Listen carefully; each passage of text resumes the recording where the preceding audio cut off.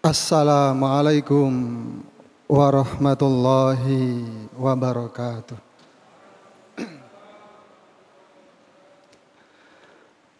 Alhamdulillah, alhamdulillahilladzi arsala rasulahu bil huda wa dinil haqq liyudhhirahu 'alad dini kullih wa kafa billahi syahida.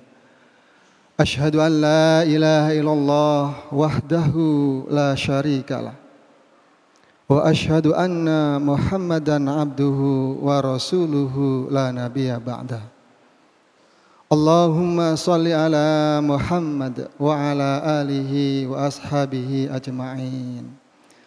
Qala Allah ta'ala fil Qur'anil Karim, a'udzu billahi minasyaitonir rajim. Bismillahirrahmanirrahim. Ya ayyuhalladzina amanu kutiba alaikumussyam kama kutiba alal ladzina min qablikum la'allakum tattaqun. Al-ayah, sadaqallahul adzim. Hadirin jamaah salat Isya dan qiyamul lail yang dirahmati oleh Allah Subhanahu wa taala. Pada kesempatan yang mulia ini, marilah kita senantiasa bersyukur kepada Allah Subhanahu wa taala. Mudah-mudahan semua kenikmatan yang kita terima dari Allah, kita bisa menggunakan dengan sebaik-baiknya. Yang kedua, mudah-mudahan puasa kita yang sudah kita lakukan diterima oleh Allah Subhanahu wa taala. Qiyamul Ramadan kita, tadarus kita, infak dan sedekah kita, beserta amalan yang lain yang baik, mudah-mudahan diterima oleh Allah Subhanahu wa taala. Amin. Hadirin jamaah salat Isya dan qiyamul lail yang dirahmati Allah. Pada dasarnya semua manusia yang hidup di muka bumi ini adalah menginginkan yang namanya hidup bahagia di dunia maupun di akhirat. Kira-kira betul Bapak Ibu? Ada yang tidak ingin bahagia? Saya yakin semuanya manusia yang hidup di muka bumi ini pasti menginginkan yang namanya bahagia. Karena semua yang kita usahakan, semua yang kita lakukan tujuannya adalah ingin bahagia. Di dalam bukunya Ibnu Qayyim yang berjudul Tazkiyatun Nafs, Ibnu Qayyim menjelaskan ada 3 indikator kebahagiaan manusia hidup di dunia maupun di akhirat. Indikator yang pertama kebahagiaan di dunia dan di akhirat adalah ketika manusia menerima nikmat dari Allah, mereka senantiasa mensyukurinya, baik dengan lisannya maupun dengan amal perbuatannya. Kalau dengan lisannya, biqaulina alhamdulillahi rabbil alamin. Ucapan alhamdulillahi rabbil alamin itu adalah tanda syukur kita yang paling kecil. Akan tetapi terkadang ini terlupakan oleh kita. Kemudian yang kedua, kita harus mensyukurinya dengan bilhal, yaitu dengan menggunakan kenikmatan-kenikmatan yang telah kita terima dari Allah untuk mendekatkan diri kita kepada Allah Subhanahu wa taala. Fadhkuruni adzkurkum washkuruli wala takfurun, kata Allah. Ingatlah kepadaku, kata Allah, maka aku akan ingat kepadamu wahai manusia. Washkuruli, dan bersyukurlah kepadaku, kata Allah. Wala takfurun, dan jangan engkau kufur atau ingkar terhadap nikmat yang telah aku berikan. Hadirin jamaah salat Isya yang dirahmati Allah.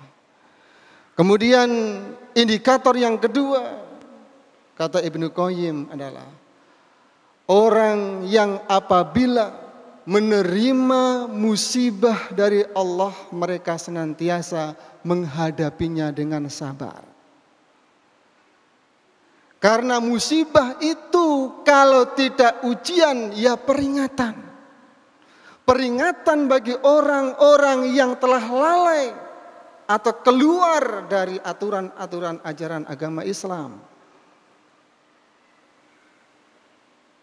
Dan yang kedua, musibah itu bisa ujian untuk meningkatkan derajat orang-orang yang beriman dan bertakwa kepada Allah. Kalau kita bandingkan antara ujian dan cobaan, kita bandingkan dengan kenikmatan yang kita terima, itu jauh lebih besar kenikmatan yang kita terima daripada ujian dan musibah. Betul Bapak Ibu? Kalau ujian dan musibah kita bisa menghitungnya. Tetapi kalau yang namanya kenikmatan, wa in ta'uddu nikmatallahi la tuhsuha, kita tidak akan pernah bisa menghitung betapa besar nikmat yang Allah berikan kepada kita. Tapi ujian dan musibah kita bisa menghitungnya. Hadirin jamaah salat Isya yang dirahmati Allah. Kemudian indikator yang ketiga, kata Imam Ibnu Qayyim, adalah orang yang apabila melakukan perbuatan dosa bersegera untuk memohon maaf pada Allah Subhanahu wa taala. Wasari'u ila maghfiratin mir rabbikum. Bersegera untuk mendapatkan ampunan dari Allah. Salah satu Allah memberikan bulan Ramadan ini adalah untuk hambanya agar meminta ampun kepadanya. Maka para ulama menyebutkan Ramadan adalah syahrul maghfirah, bulan keampunan. Maka dikisahkan suatu hari Rasulullah SAW ketika mau naik mimbar memberikan nasihat.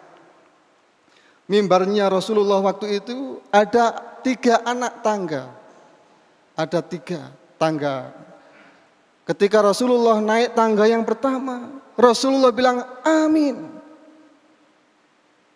Kemudian naik tangga yang kedua, Rasulullah juga bilang amin.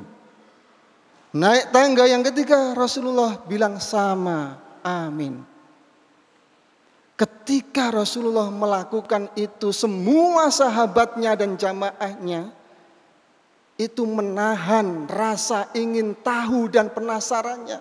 Kenapa Rasulullah mengucapkan amin sampai 3 kali? Begitu Rasulullah selesai menyampaikan nasihat di mimbar, kemudian selesai turun, maka para sahabat dan jamaahnya kemudian menjumpai Rasulullah dan tanya, wahai Rasulullah, kenapa engkau tadi ketika naik tangga mengucapkan amin sampai 3 kali?